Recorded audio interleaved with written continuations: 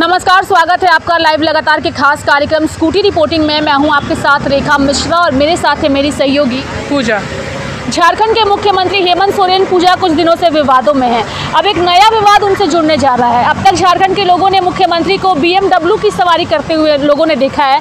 अब जो नया विवाद मुख्यमंत्री के साथ खड़ा हो चुका है उनकी नई गाड़ी को लेकर है, जो कि वो खरीदने जा रहे हैं और उसकी कीमत जो है वो 95 लाख रुपये बताई जा रही है, ऑडी Q7 की।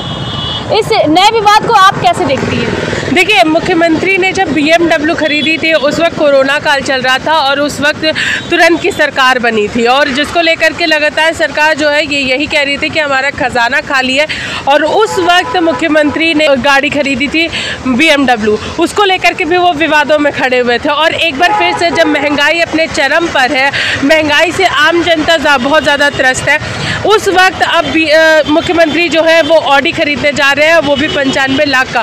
तो ये मायने रखता है। जब BMW खरीदे थे तब भी विवाद में थे, ऑडी खरीदने जा रहे तब भी विवाद में है।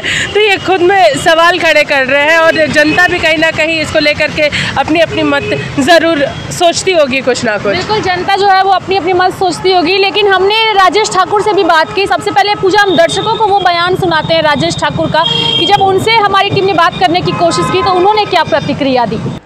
देखिए, समय समय पर सुरक्षा की ज़रूरतों को ध्यान रखते हुए इस तरह के निर्णय होते हैं। कोई हेमंत सोरेन जी नहीं लेने जा रहे हैं, सरकार लेने जा रही होगी। मुख्यमंत्री हैं वो, हेमंत सोरेन जी के लिए नहीं, मुख्यमंत्री के लिए गाड़ी ली जा रही है।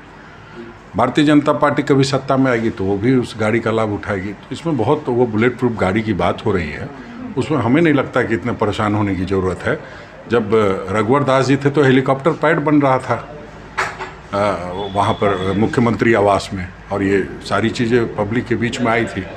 तो वो कोई एक जो गरिमा है पद की, अगर उसको बरकरार रखना है तो उस तरह के चेंजेज आते रहते हैं। इसमें बहुत किसी के पेट में दर्द होने की आवश्यकता नहीं। देखिए, ये तो अब जो सुरक्षा मानक तय करते हैं लोग, जो पुलिस का विभाग होता है स्पेशल ब्रांच, वो सारी चीज़ों पर विचारोपरांत इस तरह के निर्णय लेते हैं। हमें लगता है कि जो इस तरह की बात करने वाले लोगों को प्रधानमंत्री जी को भी एक बार देख लेना चाहिए और बाकी लोगों को भी देखना चाहिए। जब भी कोई बात करे तो उंगली किसी पे उठाने से पहले एक बार अपने गिरबान में झांकना चाहिए, तभी जाकर के वो सही आकलन कर पाएंगे और सही बयान दे पाएंगे। प्रधानमंत्री पर आरोप लगाकर राज्य सरकार अपनी जिम्मेदारियों से नहीं बच सकती और कांग्रेस पार्टी जिस तरह की दलीलें दे रही है निश्चित रूप से हास्यास्पद है। कभी प्रधानमंत्री पर उनकी सूट बूट को लेकर टिप्पणी करते हैं, लेकिन उनकी लोकप्रियता सर चढ़ के बोलती है और जनता उनको आशीर्वाद देती है हमेशा। और ये तमाम विरोधी दल जो उन पर अनर्गल आरोप लगाते हैं आज हाशिए पर हैं। राज्य के अंदर इनकी सरकार है, निश्चित रूप से मुख्यमंत्री को कौन सी सुरक्षा मिलनी चाहिए, उन पर कितना खतरा है, इसका आकलन सुरक्षा एजेंसियां करती होंगी, लेकिन कोई हर महीने सुरक्षा की समीक्षा नहीं होती है। निश्चित रूप से एक बार ठंडे दिमाग से बैठकर उनकी सुरक्षा की जो जरूरतें हैं उसको पूरी करने के लिए एजेंसियों को समीक्षा करनी चाहिए।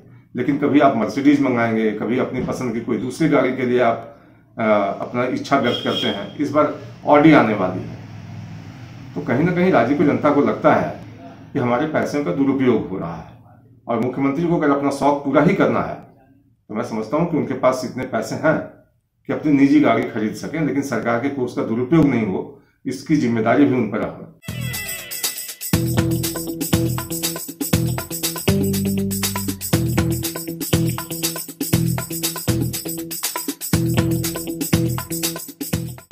पूजा, आपने राजेश ठाकुर जी को सुना, उन्होंने कहा है कि विपक्ष को कोई हक नहीं है कि वो सत्ता पक्ष पर इस तरीके से सवाल करे। अगर वो सवाल करती है तो उन्हें खुद के गिरेबान में झांक के देखना चाहिए। कहीं ना कहीं इन सवालों का जवाब उन्होंने मोदी सरकार पर हमला करते हुए दिया है। देखिए, मोदी सरकार पर तो उन्होंने निशाना साधा ही है कि अगर हम बात करेंगे पीएम की, तो पीएम सुरक्षा के हिसाब से गाड़ियाँ खरीद सकते हैं और जिस तरीके से उन्होंने इस मामले को भी सुरक्षा का ही सवाल खड़ा किया है, सुरक्षा के ही घेरे में रखा है। इस गाड़ी को भी कहा जाए उनकी तरफ से जिस तरीके से कहा गया कि सुरक्षा को देखते हुए बुलेट प्रूफ कार को मंगवाया जा रहा है और मुख्यमंत्री की सुरक्षा में कोई कमी ना रहे, तो कहीं ना कहीं इसको पूरी तरीके से पिछले दिनों हुए कई सारे जो मामले जो सामने आ रहे थे, जो कि किशोरगंज चौक में जो मुख्यमंत्री का काफिला रोकने की अगर बात करेंगे तो वो हुआ, चाहे अगर बात करेंगे मुख्यमंत्री को आए दिन जो धमकी भरे लेटर्स जो आ रहे थे उस पर अगर हम लोग बात करेंगे तो कहीं ना कहीं राजेश ठाकुर ने इसको पूरी तरीके से जो है वो सुरक्षा का हवाला दिया है इस गाड़ी खरीदने को लेकर की कोशिश की है। लेकिन चलिए फिर झारखंड की जनता के बयानों को भी हम दर्शकों को सुनाते हैं कि इन सब चीज़ों को लेकर झारखंड की जनता क्या सोचती है और वो मुख्यमंत्री की नई गाड़ी को लेकर क्या कहते हैं। जनता क्या बोलेगी, उनके शौक है तो शौक को तो पूरा वो भी करना चाहते हैं, उसे करने दीजिए। झारखंड राज्य है उनका पोर्टफोलियो आता है कि वो कुछ भी यूज़ कर सकते हैं, मगर इस पर तो जो भी फीडबैक जाएगा जनता का जाएगा और जनता अब जब ओपिनियन देगी कि वो इस चीज़ को अच्छा कर रहे हैं नहीं कर रहे हैं, उनके गाड़ी लेने के बाद पब्लिक ओपिनियन आएगा। जितने कम बजट में यूज़ करें तो जनता में अच्छा फीडबैक जाता है और लोगों को में अच्छा संदेश ये जाता है कि अगर वो कम गाड़ी पे चलते, जनता के लिए सेवा पे उस पैसे को इन्वेस्ट करते या किसी भी तरह से जनता में सेवा में लगाते तो वो ज़्यादा अच्छा कार्य रहता, क्योंकि अभी पिछले ही वो महंगे कार ले चुके हैं। खजाना कहाँ से आ रहा है, ये पब्लिक के ही दूर से आ रहा है।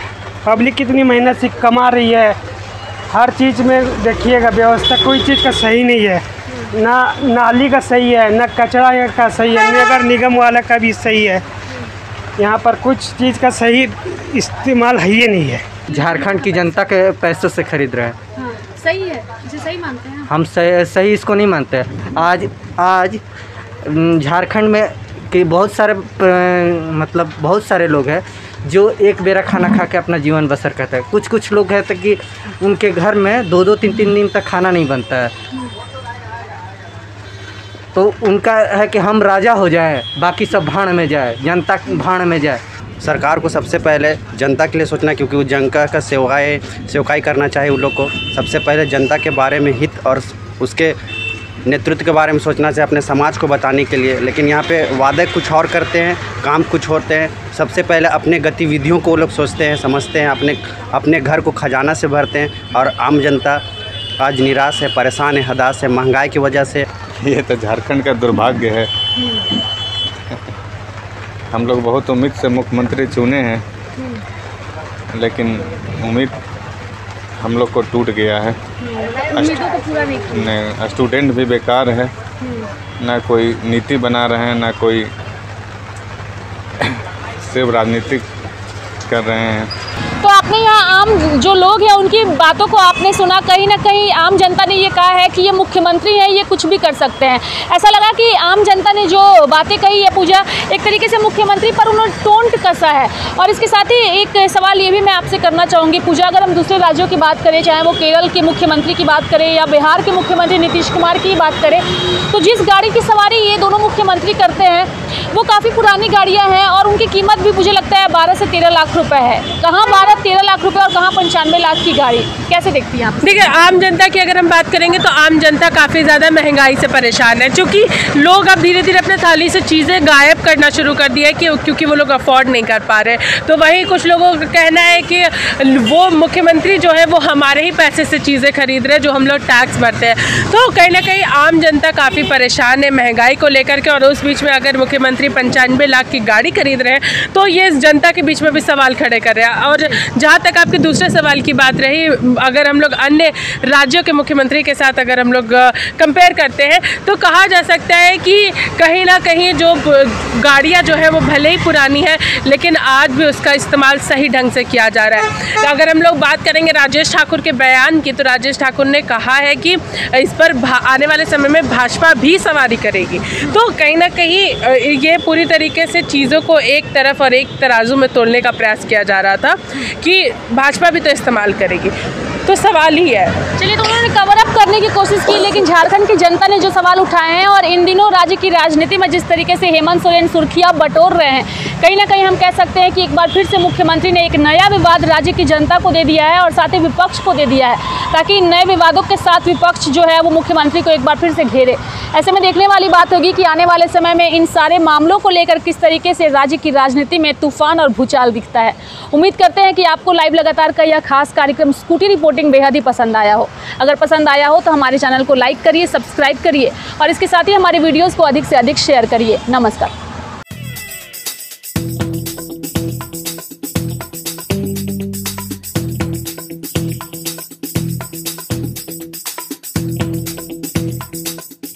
न्यूज अपडेट के लिए आप हमारे चैनल को सब्सक्राइब करें। आप हमें फेसबुक और इंस्टाग्राम पर भी फॉलो कर सकते हैं। बने रहे लगातार .in के साथ।